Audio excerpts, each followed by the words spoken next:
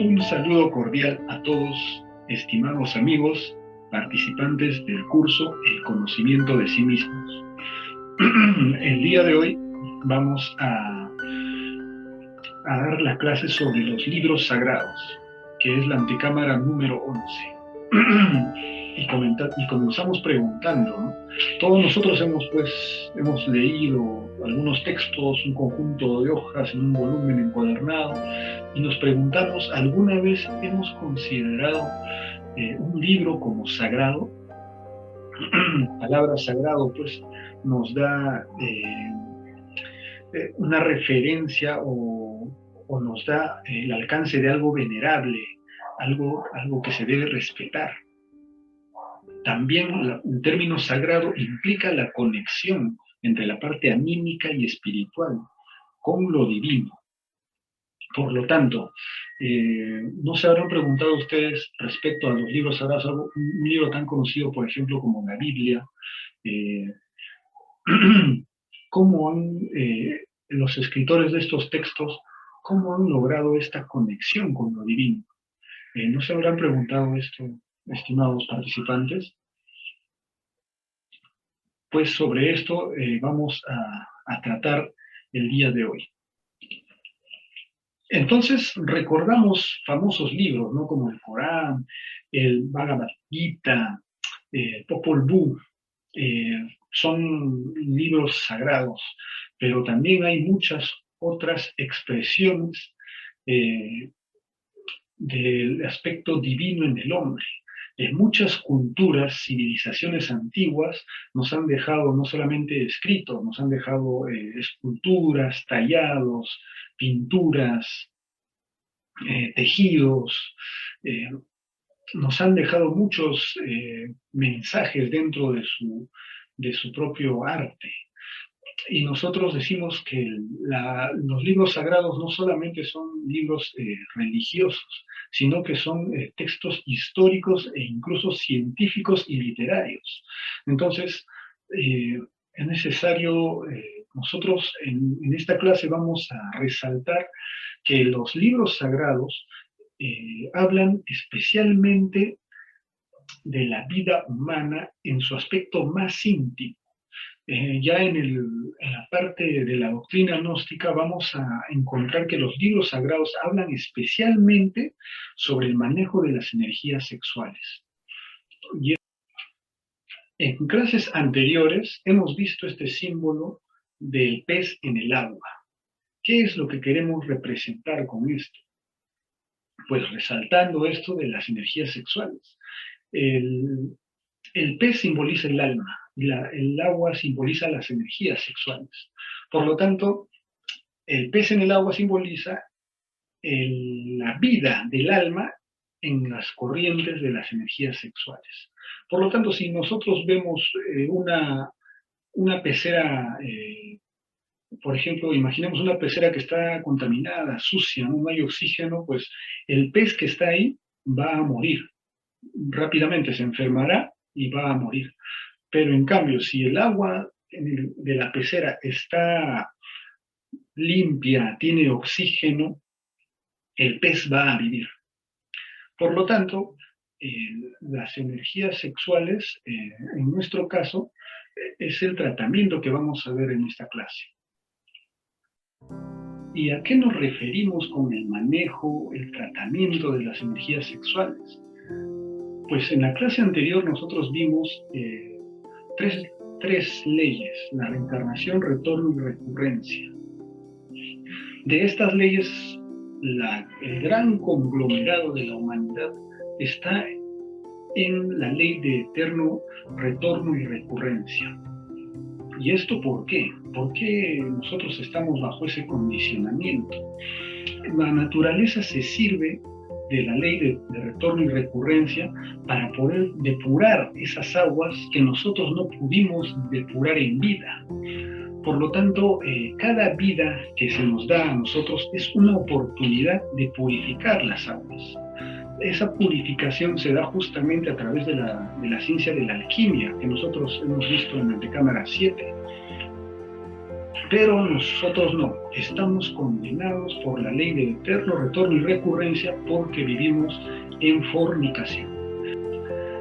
Hay muchos eventos que nos hace palpable que estamos en medio de un proceso de fornicación masiva. La sociedad ha hecho de la fornicación una costumbre, un hábito muy frecuente. Es prácticamente una necesidad. Y en su contraste nosotros podríamos ver que si hubiera castidad en la humanidad, de hecho, se vería eso expresado en principios inteligentes en la sociedad. Pero actualmente pues no es así. Y tenemos la pregunta, ¿cómo se debe entender la palabra fornicación? Cualquier hombre que padece flujo seminal, ese flujo es impuro. La impureza causada por su flujo será tanto si su cuerpo deja de estilar el flujo como si lo retiene, el flujo es impuro. Y aquí esto nos hace recordar, por ejemplo, a los que se masturban, ¿no? Pues el flujo es impuro. O los que practican el celibato, o tienen una polución nocturna, ese flujo es impuro. Y viene pues la pregunta, ¿no? Pero ¿por qué el flujo es impuro? Pues la respuesta a esa pregunta está en cada una de las clases que estamos recibiendo en este curso. El flujo es impuro porque está cargado de principios mecánicos. Cada vez que la energía sexual se retiene o se expulsa, el flujo se contamina de principios mecánicos. Es decir, es impuro por la carga egoica que contiene las energías sexuales. Esto es lamentable porque en un principio las energías sexuales son perfectas en sí mismas. Buscan la vida, crear y dar vida a todo el entorno, al mundo interno que nosotros podríamos tener si es que estaríamos en castidad. Pero no es así. Nosotros estamos en fornicación y nuestras aguas están sucias, están contaminadas. Y recordando la referencia del pez en el agua, pues este pez está enfermo. Nuestra alma está en peligro porque va a irse a la muerte segunda. ¿Cómo logramos nosotros darnos cuenta de esto? Esa es la gran pregunta, ¿no? ¿Cómo nosotros vamos a tener conciencia de la impureza de nuestras aguas? Ahora, imagínense esta semejanza. Si nosotros tenemos un río en la ciudad, imagínense que el río nosotros lo bloqueamos con un muro, una muralla ahí de lodo, tierra, entonces el agua va a ser detenida, se va a retener, pero el flujo del río va a continuar. Por lo tanto, el agua se va a acumular, se va acumulando hasta que en un momento va a desbordar. Y como ya se ha bloqueado ese flujo, pues el agua va a estar en lugares donde no le corresponde, va a inundar la ciudad, va a generar mucho caos y muchos problemas. De forma semejante, si nosotros retenemos la energía sexual, es decir, por ejemplo, un célibe, alguien que practica el celibato, va a sufrir de poluciones nocturnas. Y estas poluciones nocturnas son consecuencia de que no se ha eliminado el yo de la lujuria. El yo de la lujuria aprovecha el inconsciente que nosotros tenemos y provoca las poluciones nocturnas. Por eso es tan importante la eliminación del ego. De esa forma nosotros podríamos evitar estos desórdenes, porque la energía sexual trae orden y creación. Pero si nosotros la expulsamos o la retenemos, pues va a crear un desorden y un caos, ¿no? Como actualmente ocurre en nuestro mundo interno.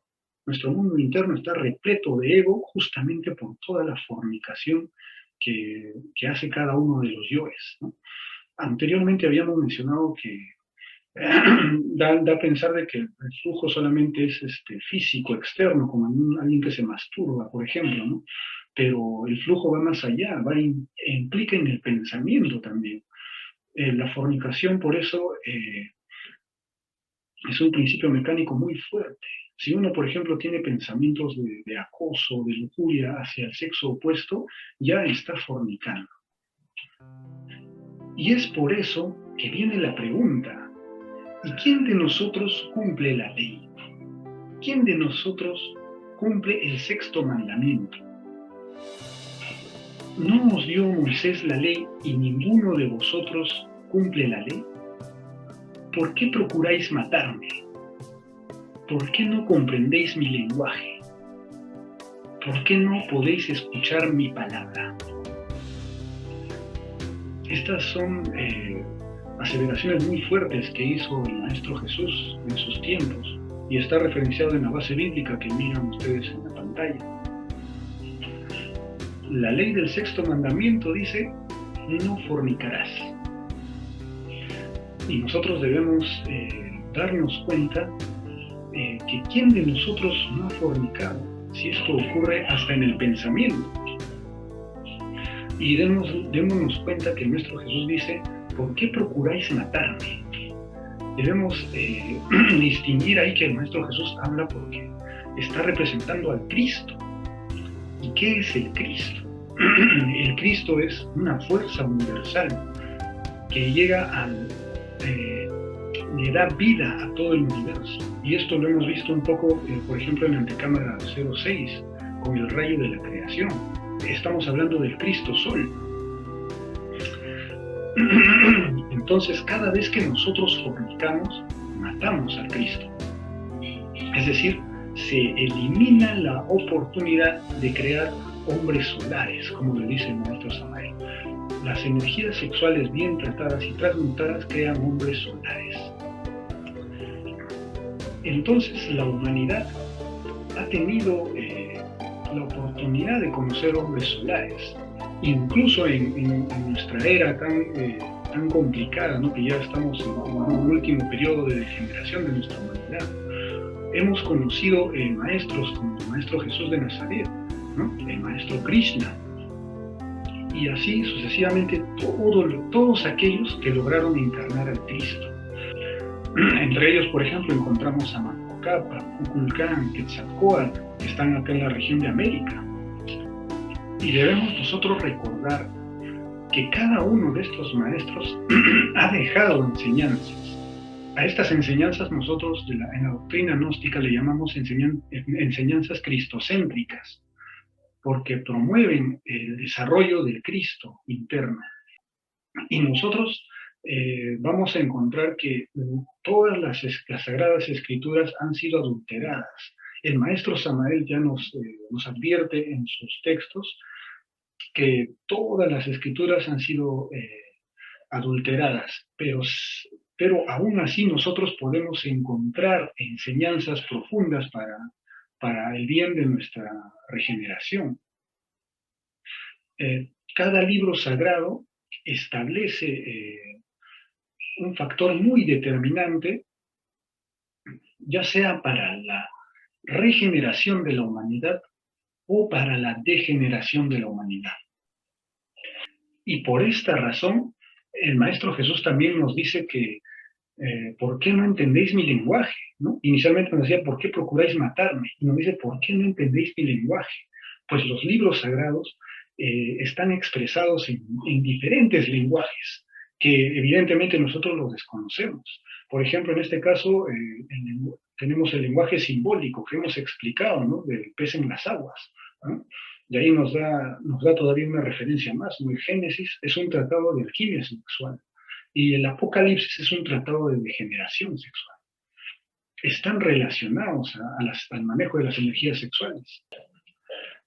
Y no solamente pues vamos a encontrarnos con lenguajes simbólicos, también tenemos el lenguaje alegórico, cuando el Maestro Jesús nos dice que debemos nacer del agua y el espíritu. o también el lenguaje parabólico a través de todas las parábolas que hemos escuchado de la Biblia, por ejemplo. El lenguaje iconográfico, ¿no? En las culturas, recordemos, por ejemplo, la estela de Raimondi o, o la chacana. En el mundo inca, pues la chacana representa los mundos, ¿no? Intermedio, superior y el inferior. Recordamos también el calendario maya, ¿no? También tenemos el lenguaje metafórico. Recuerden cuando nuestro Jesús nos dijo, yo soy el camino, la verdad y la vida, refiriéndose al Cristo en sí.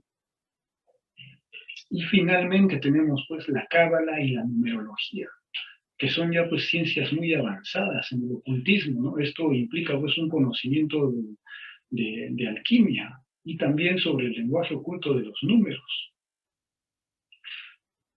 Y recordemos cuando el Maestro Jesús alguna vez mencionó 70 veces 7 y tantas referencias numéricas que también se ven en la Biblia. Todos estos lenguajes se dan en algún momento específico en los libros sagrados y nosotros debemos aprender a reconocerlos para poder hacerlos de utilidad para el trabajo con el alma. Y ahora es momento de tratar sobre el principio mecánico de nuestra clase, la mitomanía. Imagínense que nosotros con las clases recibidas y con las que estamos llevando, empezamos a creer que el ego se perfecciona solito y con el transcurrir de la vida, ¿no? Vida tras vida se perfecciona y en algún momento se vuelve divino, se convierte en divinidad el ego. Pues esto que les estoy diciendo es un error que han cometido ya muchas escuelas espiritualistas. El maestro Samael nos indica esto en los libros. Muchos líderes y participantes de estas escuelas sufren de mitomanía y sufren de estos delirios de grandeza y de alta sabiduría.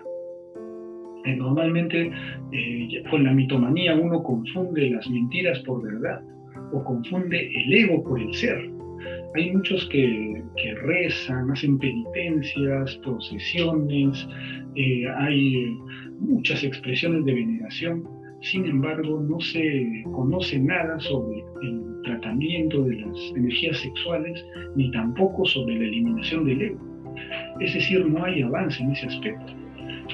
Por eso, cada vez que a un mitómano se le hace ver el camino equivocado que ha tomado, pues se tapa los oídos, no se resiste ante la fuerza Cristo que viene y trae el mensaje a través de de hombres verdaderos, ¿no? En este caso tenemos la imagen de San Esteban, justo cuando dio su testimonio ante una sinagoga, ¿no? Y acá nosotros tenemos que darnos cuenta que la mitomanía ya es producto del rebustecimiento del orgullo. Es una complicación mayor del orgullo. Es un extremo ya en el que se crea una realidad alterna, se crea otra realidad. Y por lo tanto el mitómano ya lo cree saber todo, que jamás se equivoca, no necesita ayuda de ningún tipo y se cree superior a todos, ¿no? Esta es la tragedia de la mitomanía, que viéndolo más adelante nos arrastra a todos hacia la mitomanía. ¿Y por qué decimos esto de que nos arrastra a todos a la mitomanía? Pues evidentemente alguien que no ha trabajado su principio mecánico de fornicación y se atreve ya a interpretar y a darle significado a los distintos mensajes de los libros sagrados, pues inevitablemente cae en la ley de antítesis. Pues no es compatible con la naturaleza divina, sino es completamente opuesto. Por lo tanto, esto produce y provoca más mitomanía y más fornicación, no solamente para el que tiene la mitomanía, sino para quienes lo escuchan, ¿no? Por eso es importante estudiar y aplicar la ley del sexto mandamiento. Solamente a través de esta ley uno va a poder llegar al principio inteligente de la fe y la sabiduría. Y esto también se puede explicar, como nos dice el maestro Samael, nos dice, toda causa buena trae buenos efectos y toda causa mala trae malos efectos. Entonces, una causa buena la podemos ver como los principios inteligentes y la causa mala, los principios mecánicos. Y ahí pues tenemos los principios de nuestra clase, ¿no? Y debemos darnos cuenta que estamos inmersos en los principios mecánicos. Y ahí está el gran problema de nosotros, ¿no? Que no nos damos cuenta porque tenemos la conciencia dormida. No podemos darnos cuenta de los principios mecánicos que están en nosotros, que se desempeñan y se desenvuelven en nosotros. Y esto nos condena a una mitomanía perpetua. ¿Qué se puede hacer? ¿Qué podemos hacer? Esa es la gran pregunta. Imagínense si queremos distinguir, pues, en nuestro estado principios mecánicos, ¿no? Y vemos, por ejemplo, una pareja, ¿no? Que se pelea, ahí tiene riñas, una pareja de esposos, ¿no? Compiten entre ellos, tienen mucho amor propio, y la sociedad actual cultiva esos valores, ¿no? La competencia, el orgullo, el amor propio. Evidentemente, pues estos son falsos valores. Y nosotros debemos traer estas experiencias para poder revertir ese mecanismo. Y ahora pues notemos el contraste, ¿no? Porque las personas con valores eternos son reflexivas y serenas. Eh, y cuando el ego tergiversa los valores eternos, pues surgen las guerras, los fanatismos, la mitomanía. Imagínense esa pareja que estuvo peleando y compitiendo, ¿no? por tener supremacía pues, en el hogar. Eh, eh, Aplica un principio inteligente que se llama ponte en el lugar del otro, ¿no? Y empieza a ponerse en el lugar de la pareja, ¿no? Eh, Esto obviamente va a llamar a la integración, a que se concilien ambas personas. Por lo tanto, los valores eternos promueven integración, unen, genera armonía entre todos nosotros. Por contraste, pues, los valores, pues, los falsos valores, los temporales, pues, lo único que hacen es buscar placer y terminan siempre en dolor. Ya entonces, en los libros sagrados, nosotros debemos preguntar cuál es el sagrado misterio de la letra. ¿No? Entendemos que los libros sagrados deben ayudarnos a redimir el alma. Entonces preguntamos, ¿cuál es el sagrado misterio de la letra? Y nos responde ahí, ¿no? De los impuros, ¿qué pureza puede resultar? De la mentira, ¿qué verdad puede salir? Porque muchos se extraviaron por los sueños y fracasaron. La ley se ha de cumplir sin engaño. Y la sabiduría en boca sincera es perfección. Esto nos dice Eclesiásticos capítulo 34, versículo 4. Pues es palpable el estado en el que nos encontramos, es muy lamentable, ¿no? Como ya lo hemos visto en clases anteriores, ¿no? El 97% de conciencia dormida pues nos pone en un estado completamente impuro, dormido, vivimos en tinieblas. Ahora, imagínense pues un fornicario, ¿no? que quiera salir de ese estado y que quiera aplicar el principio inteligente de la castidad. Pues al intentar hacer ese cambio de su estado de fornicación a un estado de castidad, va a encontrar una enorme resistencia. Esa resistencia va a impedir que ni siquiera se aproxime un poco al principio inteligente de la castidad. Porque recordemos que hay una gran mecánica de fornicación en nuestra existencia. Esto viene heredado de nuestros ancestros y también viene cargado con los errores que nosotros mismos hemos cometido. Por lo tanto, el inicio del trabajo justamente está en detectar que somos fornicarios. Ese es el primer paso. Y ya con el enlace de verdades que poco a poco se va dando de nuestras experiencias, en contraste con estos principios inteligentes que nos traen los libros sagrados, con ese trabajo recién se podrá tener aspiración y esperanza hacia el principio inteligente de la castidad.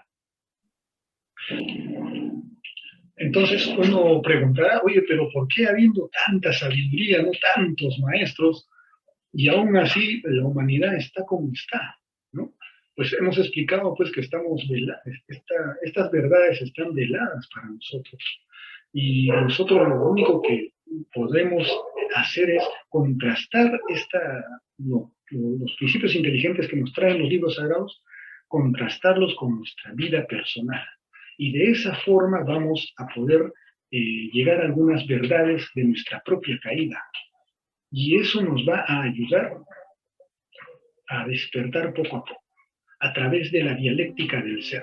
Es decir, enlazar las verdades. Nuestras experiencias las vamos estudiando, reflexionando y vamos a sacar ahí un poquito de principio inteligente. Entonces, al hacer eso, se van enlazando las verdades. Y eso es justamente la próxima clase que va a tratar sobre la dialéctica del ser. Entonces, esta clase ha culminado. Agradezco mucho su atención. Ahí dejamos las bases bíblicas que hay que estudiarlas, se quedan como tarea, y también damos recomendaciones del libro Educación Fundamental, capítulo 24, y el libro Educación Revolucionaria, capítulo 28. Gracias al maestro Samael también por sus enseñanzas, y será conmigo hasta una próxima oportunidad. Saludos a todos.